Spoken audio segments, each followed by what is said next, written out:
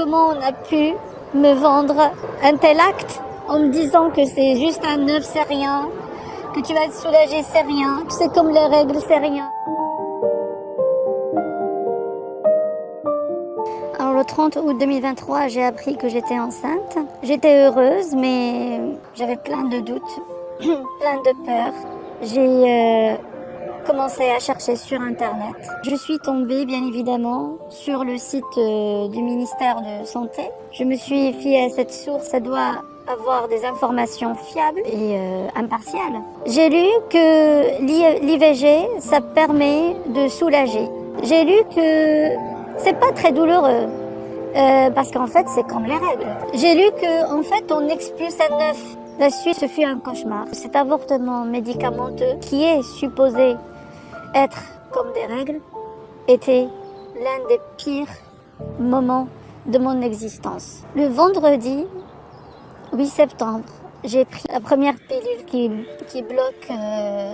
bloque en fait le développement de la grossesse. Quand je l'ai pris, j'avais déjà un sentiment de regret. Mais on m'avait dit que c'était pas possible de revenir en arrière. J'ai pris le deuxième cachet le dimanche matin. J'ai commencé à vomir, à saigner. La douleur, c'est pas du tout comparable aux règles. C'est comme si on m'arrachait l'utérus. Au niveau des saignements, la couleur, ça n'avait rien à voir avec les règles. C'était une couleur foncée. C'était de gros caillots de sang. C'était placenta. La poche où le bébé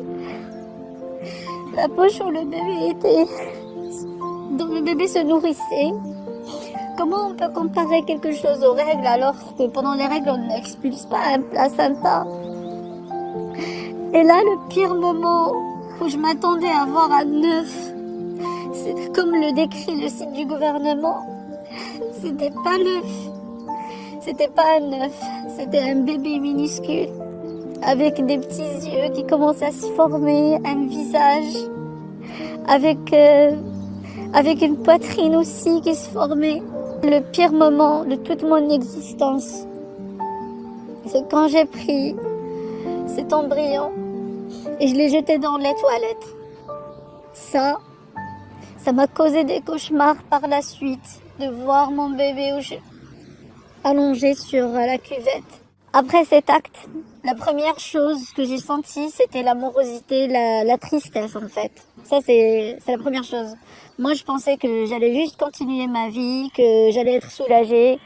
Mais en fait, c'était pas du tout le cas. Pendant 3 semaines, j'ai pas dormi.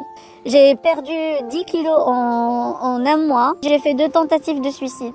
Le psychiatre, il m'a diagnostiqué de stress post-traumatique et aussi de dépression sévère, anxieuse, pour laquelle j'ai fait un séjour en hôpital de psychiatrie. J'ai jamais fait ça de toute ma vie. Hein. Tout ça, c'est de nouveau pour moi. D'un point de vue médical, je suis à dose maximale d'antidépresseurs.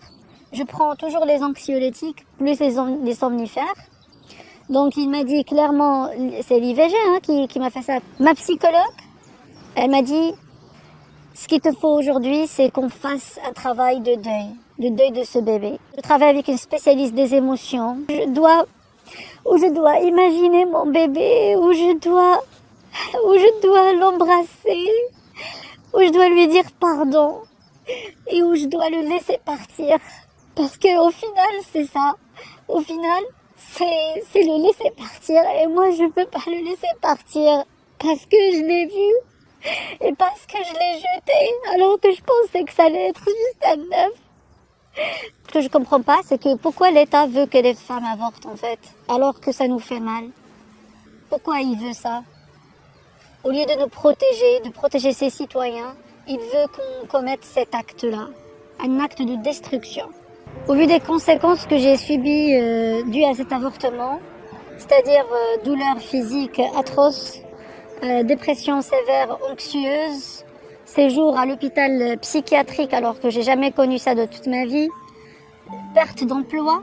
Je voudrais porter plainte contre le gouvernement de m'avoir menti et de ne pas m'avoir fourni assez d'informations fiables sur les conséquences de l'IVG et sur le déroulement aussi.